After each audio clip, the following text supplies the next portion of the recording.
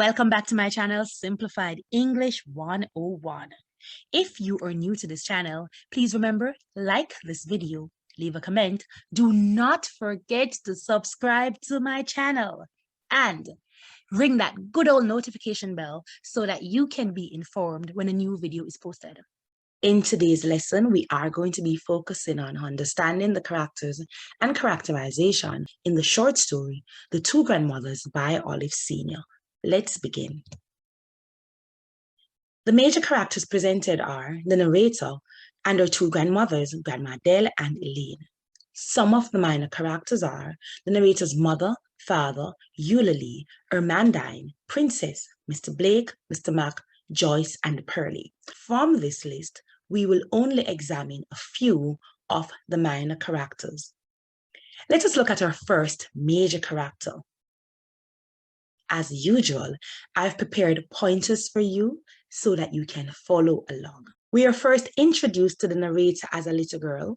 At that time, she appears to be innocent and naive. She has long curly black hair and she has a dark, beautiful skin, which her grandmother seems to compare to honey and seems to be beautiful based on other description. As a child, she appears to appreciate the simpler things in life, like her grandma Dell, and she is fascinated with her grandma's religion and life in the country. As a typical child narrator, she reports a lot of sensitive information about her different experiences with different characters. She is curious, she pays attention to details, and this can be seen in the various information that she relates to us based on her various experiences with different grandparents. She enjoys working with her grandma in and around the yard, but she fears interacting with some of the animals that she keeps. As the story progresses, so does the narrator, and by the end of the story, she's a teenager with a different personality, different goals, and a backstory. As she grows older, she begins to change and is now more fascinated with the modern way of life that Grandma Elaine is accustomed to instead of the old-fashioned one that she was once used to and adored. Also, as she grows older and becomes a woman, she becomes more materialistic in her desires.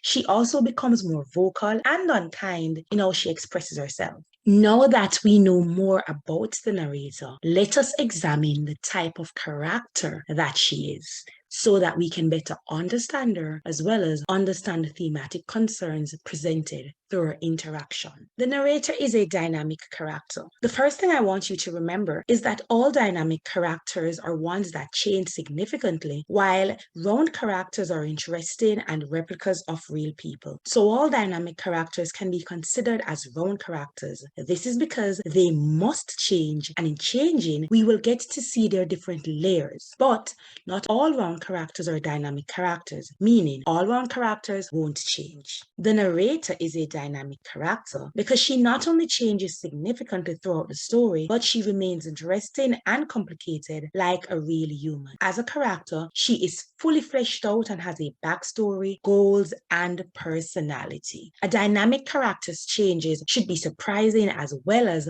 convincing. When we examine the narrator as a dynamic character, we can see that there are significant changes throughout the story. When we are first introduced to her, she is a little girl. However, by the end, she is a teenager. That's a change. As a little girl, she was kind, compassionate, and considerate to Pearlie, whom she considered a friend at one point, and even seemed to admire Pearlie's ability to do stuff. That's another change. However, by the end of the story, she became unkind with her thoughts, actions, and speech towards Pearlie, Grandma Dell, and even others in her community. That's a significant change. As readers, we should find it easy to connect with dynamic characters because we learn a lot about them throughout the story. For this narrator, we learn many interesting details about her. In creating her as a dynamic character, we must examine the traits of a round character. This means we expect to see them with a backstory, with recognizable character traits, likes and dislikes. All of these are displayed by our dynamic character. For one, she has a backstory. We see these conflicting experiences with both grandmothers, their history with that of her parents, as well as her friends. We also get to see recognizable traits from her. We see that she has a curious nature as a child. She has the ability to disclose the most personal details about herself, others, and we also see her innocence, among other things. We see clear likes and dislikes in the sense that as a child, she enjoyed simple things, working with her grandmother in the yard, taking up the eggs, although she didn't like being around the hens. She liked going to church, like getting her hair done, like wearing the dresses her grandmother made. However, as a teenager, she disliked all of these things, and we saw the opposite of them. For example, she enjoyed wearing makeup, staying in the town, among other things.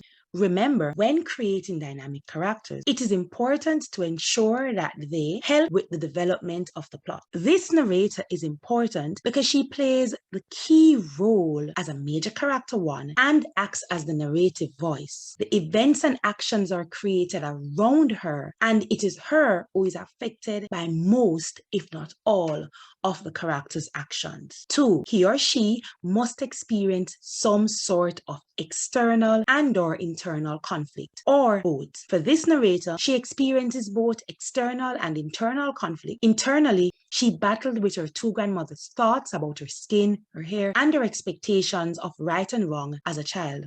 Externally, she must deal with what her cousin has to say about her and even her grandma Elaine. 3rd, they must experience external changes throughout the telling of the story. The first external change would be that she changes from a child narrator to a teenager. As such, we expect to see changes in her body, her size, her height. She also changes her personality in that she was once simple, loving, and affectionate, or appreciative. However, as she matures, she becomes materialistic, self-centered, and even unkind with her words. 4th, we expect that they are multidimensional characters. This means that a character has a combination of personality traits and how these traits evolve during their lifespan. It's what makes the person unique. As such, we feel that they are real and believable. The readers must perceive these characters as actual people because that's the way the readers connect with them. As such, we, the readers, must be able to put ourselves in their shoes as a character and get a sense of realism and feel entertained and also emotionally connected. For this story, the narrator felt real as we were able to connect with her in both worlds, with both grandmothers as a child and as a teenager. We could appreciate her innocence with one grandmother in one setting and also respect her changes in thought, action, and speech as she became more mature. Finally, they usually want something and are capable of surprising us as readers. Let us now focus on another major character, Grandma Adele. Grandma Adele is the narrator's paternal grandmother. She is not just old-fashioned, but she's poor. She lives in the country, which is a rural area in Jamaica. She has no electricity or running water, so that says a lot about her setting. She raises livestock and she helps others in her community. So she's self-serving. She's religious and believes that non-Christians are heathens, and she enjoys taking her granddaughter to church to try to save her. She is a dressmaker. That's what she does for a living, it seems. And she enjoys making clothes for her granddaughter whenever she comes to visit. She lives in a little house. It has pictures of the narrator's father all around. That says a lot about her as a mother and also highlights the theme of love and family relationship. She is a single mother, which clearly means that she had her son out of wedlock, as was presented in the story. She's never been married and never goes on dates, and again that goes back to possibly a religious belief. She is family oriented and spends a lot of time with her granddaughter by combing her hair, putting castor oil in it, and again this says a lot about her as a grandmother and her Caesar role. As such, she cares more about the inner beauty of a person. She is independent in that she does not depend on anyone to live her life financially, emotionally, or in any aspect at all. And she enjoys living that simple life. She displays prejudice against the way non-Christians live, like Grandma Elaine, and mentions that in the story. She can also be seen as hypocritical based on how we see her treating others in similar situations. Now that we've examined who Grandma Adele is, let's look at the type of character that she is presented as. Grandma Adele is a round character. She is one of the story's main character. She displays all the traits of a round character in that she is complex. As such, we expect to see her with real attributes, real appearances, real personality, and a backstory, which should be relatable. As a round character, Grandma Adele has a complex personality. This means that she has a variety of traits and different sides to her personality, and this is what makes her so interesting. As a round character and someone with a complex personality, she is willing to help others whom she believes are deserving of help, but ignores and chastises people like Pearlie, who is deserving, but she believes believes has become disrespectful. As such, she warns her granddaughter about becoming too friendly with Pearlie as she matures and fails to realize that her granddaughter, as she matures, is also becoming disrespectful like Pearlie, which for us, the readers, is quite ironic. Within this complex personality of hers, we get to see how hypocritical she is as she chastises Pearlie for being a single mother, all the while being a single mother herself. She refuses to speak about that part of her life, but is willing to expose others living in a similar manner. She speaks negatively about Grandma Elaine and refers to Grandma Elaine's life as hedonistic, while refusing to accept her past errors. And when I talk about errors, I talk about chastising others when you yourself should be chastised for, in this context, having a child out of wedlock. As a Christian, one would expect her to be more accepting and understanding because she has been in a similar situation, but she's not.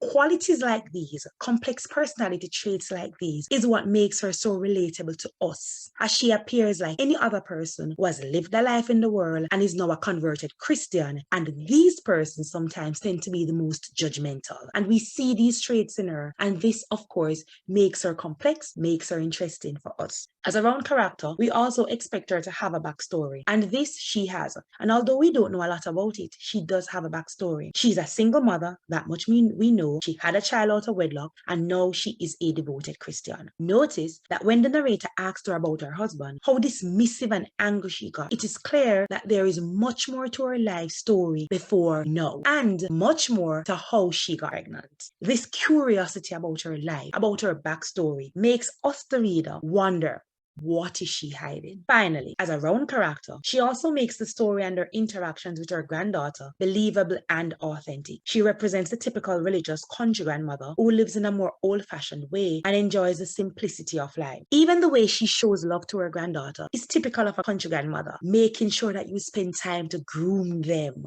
and dress them. She sews clothes for her. She washes her hair. She uses a castor oil, country grandmother stuff. She complains about her not bringing church clothes, among other things. Let us now look at the final major character in this short story, Grandma Elaine.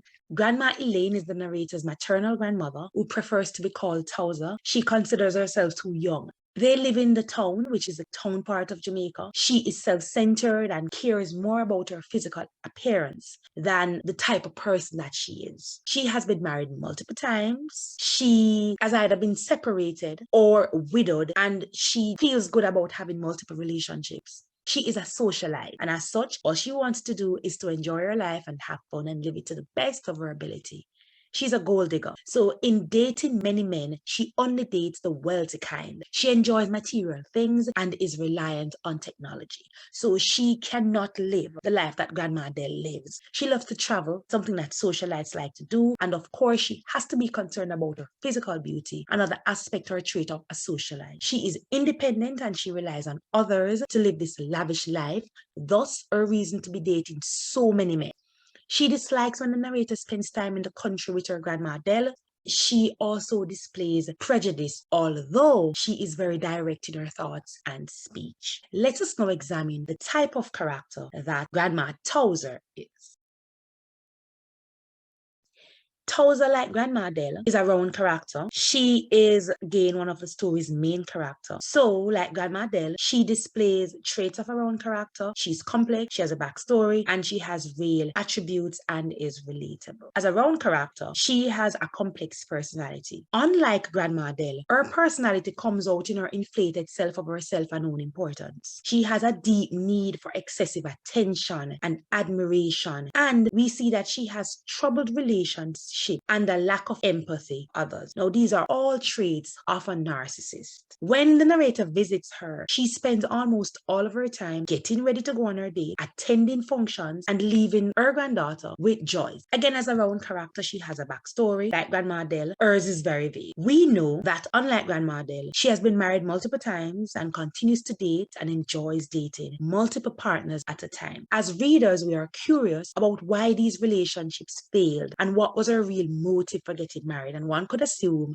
it must have been for the money. Another trait of her own character for her is that she is relatable and she has real attributes. All we know about her, her motivations, her likes and dislikes, makes her so relatable, makes her so interesting. She's outspoken and says what she feels about everyone. She even speaks freely about Grandma Adele. On pages 191, she says, the way your Grandma Adele looks and conducts herself, she couldn't be anything but a grandmother. Or she says, darling, with all due respect to your paternal grandmother, she's a lovely lady. She has done one absolutely fantastic thing in her life, which is to produce one son, your esteemed father, one hunk of a guy. But honey, other than that, Grandma Adele is a country bumpkin of the deepest waters. Or finally, when she says, and your mother had better start doing something about that hair. Grandma Elaine just says it like it is. And this makes her so interesting.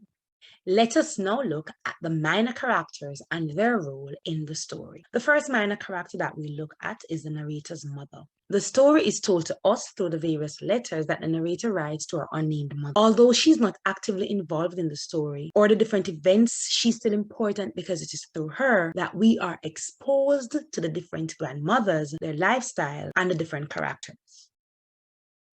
Pearlie is a young girl who lives in the same rural community as the narrator's paternal grandmother. Although she's young, possibly much older than the narrator, she plays the role of a mother figure to her brothers and sisters while her mother works. Pearlie can cook, wash, clean, amongst other things. She can multitask well, and she seems to be admired by the narrator as a young girl. Despite her age and the fact that she plays the role of a mother for her siblings, she's often punished when they break the rule. There are other things that we do see about Pearlie. We can assume that because Pearlie is left on her own by her mother and constantly working as a single mother, we saw where Pearlie was also exposed to sex in the fact that the mailman would often come and, according to the narrator, would touch Pearlie, but the narrator did not understand what that was at the time. Through Pearlie, we can see some of the changes in thoughts and action that the narrator has because she admired her as a younger girl, but then as she got older, we saw where she disliked Pearlie, considered Pearlie to be dirty and dunce, and many other things. Maureen is also another minor important character in that she is a maternal cousin to the narrator. She lives in Clearwater in Miami and is obviously a lighter hue than the narrator. We can assume this because she calls the narrator a goddamn nigger and she tells her that she's not fit to play with her. It is also evident that she has features of a European because her hair is not as coarse as the narrator. She wears braces on her teeth and according to the narrator, she's fat and ugly. Finally, Eulalie and Amanda. Now these are two sisters. They're also two young high school girls. They live in the same community as Grandma Adele. They are daughters to Mr. Mack, the new teacher. This has brought us to the end of our video for today. Don't forget to like this video, leave your comments. Don't forget to subscribe, as this not just helps the channel out, but it also makes it easier for others who want similar content to be able to find the channel. And hit that good old notification bell so that you can be informed when I make new postings like these. Until then, bye.